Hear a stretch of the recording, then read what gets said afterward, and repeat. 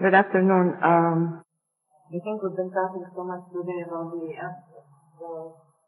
small bubbles, but my presentation is going to be focused primarily on ground granulated glass furnace slag, which is typically referred to in ACI as well as ASTM as glass slag. My preference with the ground granulated glass furnace slag comes from the fact that in construction we typically in the United States use the ground slag comes from the glass furnace. You can see list of my collaborators here, Dr. Riding, Dr. Monis from the US, and then several of my students. Okay, we have seen this table, I think, several times today. We have memorized it. But I just want to focus on, in this table here, on 1G,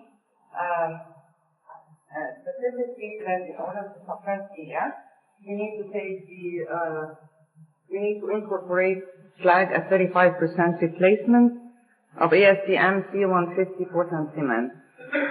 Also, I'm going to be presenting some data here and two, item 2 for 1 stone Portland cement that we started to work on.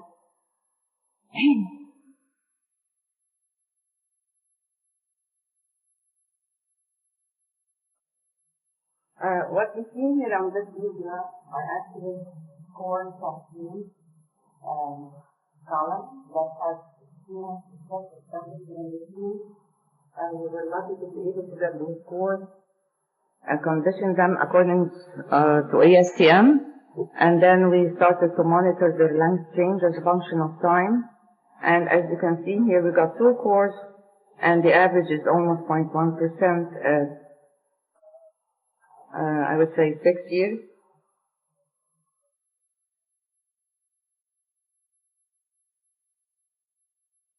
This here is presenting some of our early work that we have done on cement. And we keep asking, what is the temperature? Well, at 60 degrees Celsius, when looking at high acid cement, we have no black cement with different sizes of cement. So we maintain take one variable at a time. And as you can see here, when we did the testing using the Kellam method, at temperature of 60 degrees Celsius, we didn't see any expansion. We increased it to 90 feet, and we can see the expansion. So certainly the testing temperature is very critical.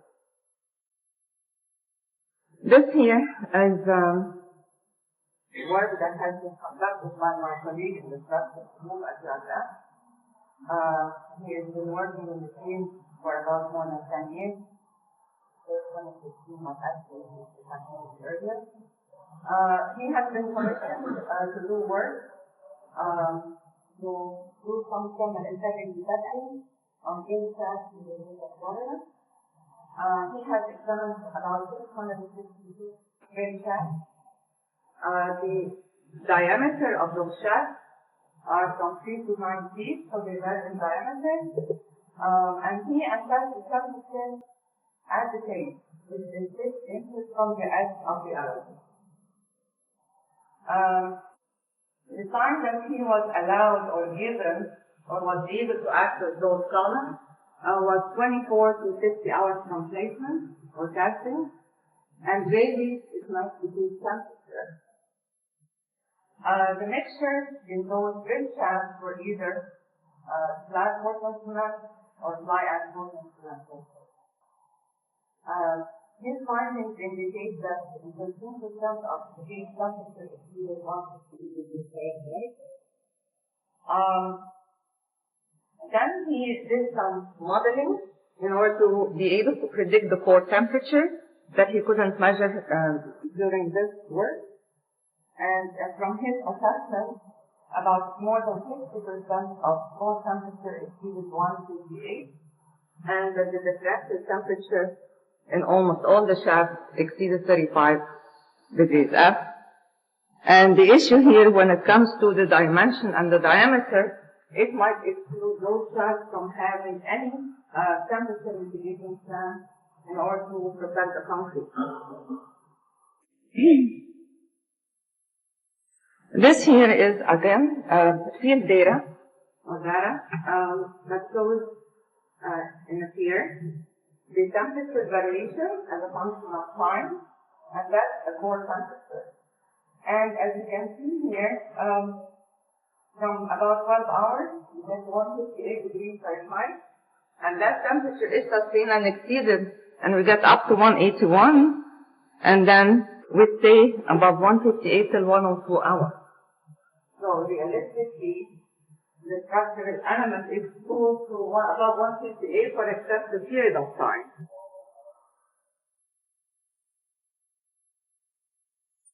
And then Ferraro, who presented earlier, adopted a modified film where he extended the soaking time, or the residence time, by temperature to 36 hours.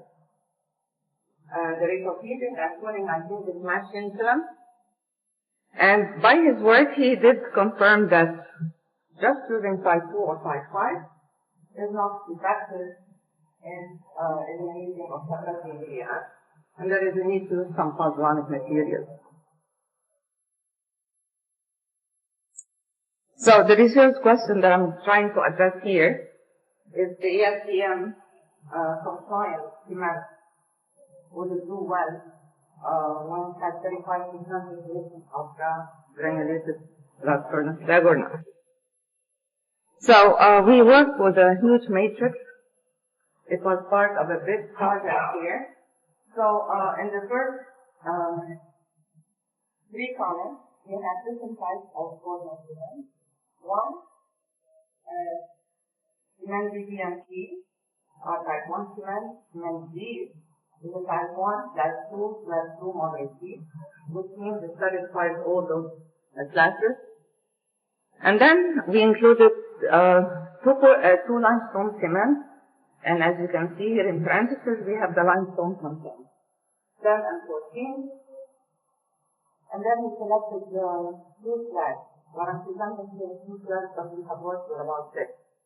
And the reason that I have selected those slags for the presentation today is the fact that they are high in the alumina content, 15.8 and 17.07. And typically, when slags do have high alumina content, they must incorporate gypsum or blend with gypsum in order to sustain external sulfate durability. So on one hand, when you have high alumina slag, we have to sulfate them so that they can perform better under external sulfate conditions. Well, we would like to examine what the effect of this sulfating when it comes to DDS.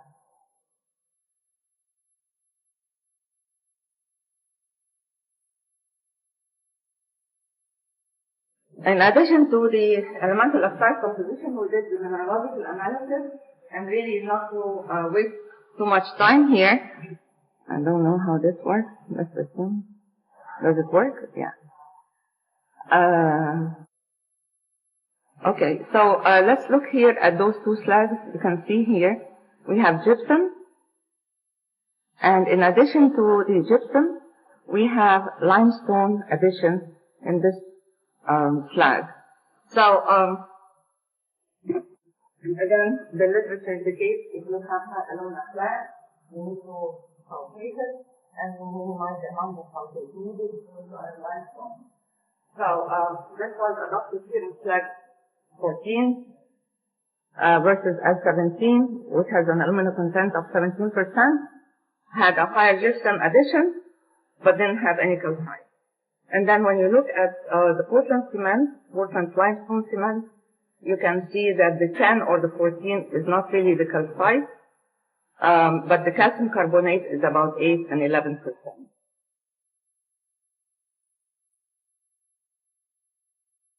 All right, so in this here, we have looked at the cement, examined them for the GS, expensive time.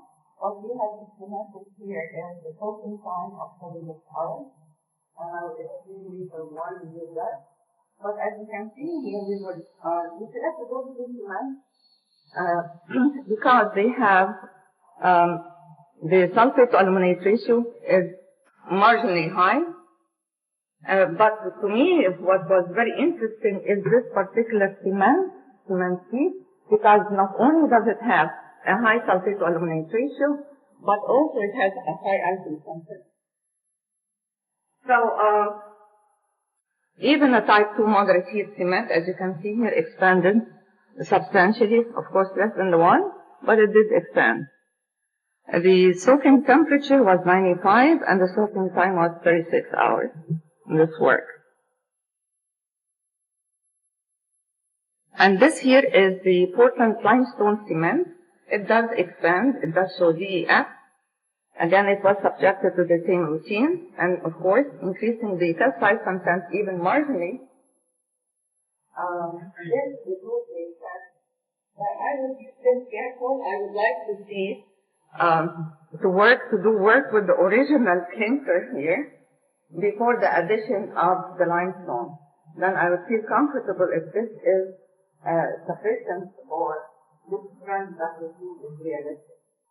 So at the next slide here, we show all the cements, whether they are ASTM 360 compliant or 595 compliant. And as you can see here, the Portland limestone cement is expanding lower and that is fully expanding.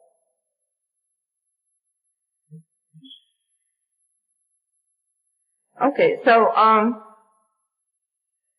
in the next set of slides, we have tried to work with different residence times as we discussed here.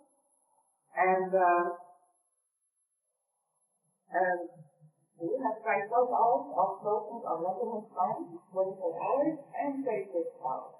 So the heating and cooling is the same, the temperature is the same, the only thing different is the residence time and the maximum temperature.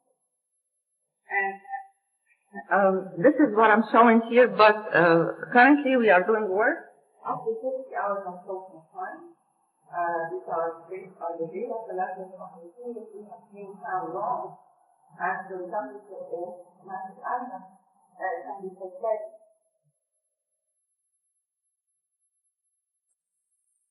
Okay, so then what we are seeing here is I wanted to see the criteria set in the current ECI 201. So that 23 is really solid. So we have selected the highest aluminum slag that is available in the state of Florida. And we have selected type 1 cement. And the replacement level was at 35. And the soaking time, as I mentioned, we read from 12 hours up to 36 hours. And you can see here, if I restrict myself to a soaking time of 12 or 24 hours, I do not see extensive expansion up to 180 days. However, I can see that clearly with a soaking time of 36. This is at 48 and 60 hours that I'm not reporting today.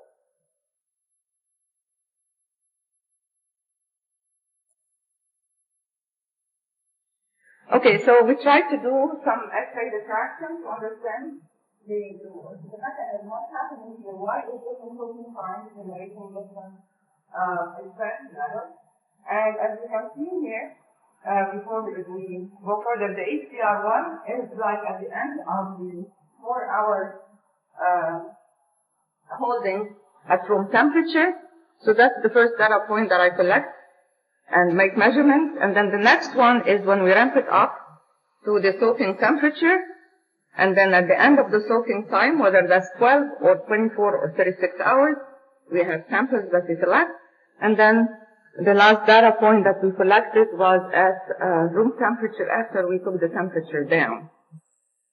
And on the left side of the projector here, you can see that the predominant test I take is the Ettringite, whether that was at 4 hours or after the reactor temperature high at the beginning before soaking. You can see that only the difference is the amount of Ettringite was almost doubled. Once we've conducted the soaking or treatment at high temperatures, the Ettringite was totally decomposed, as you can see here, and until we got down to room temperature again. But here, after 6 months of monitoring in lime solution, you can see here, again, the Ettringite started to reform, and the monosulfate is converting to Ettringite, and we see that there is the distinction in the expansion that we are seeing correlates with the amount of Ettringite that is reforming. We did some, again, microstructure pore-size characterization, but again, we're not showing it here. There are pictures taken here. We did the same thing here with the slag, with an alumina content of 14%, because remember this particular slag has high alumina, it's therefore sulfated, but also it has limestone ground with the granules. And again, you can see that at 36 hours, we do see that there is expansive behavior, even at 180 days, and the expansion is about 0.07. And again, we did document the phase assemblage at those at different soaking times.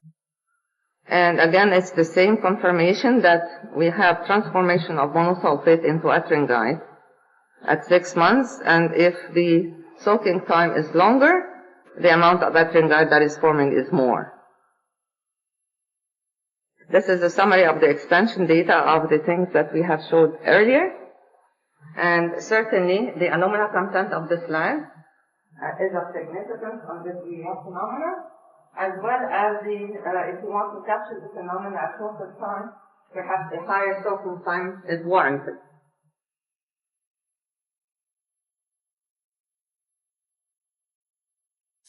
So then, what is the good replacement level? Is it 35% as ECI 2-1-1-23? Is that an effect? Well, from the data that we've collected, it doesn't seem so.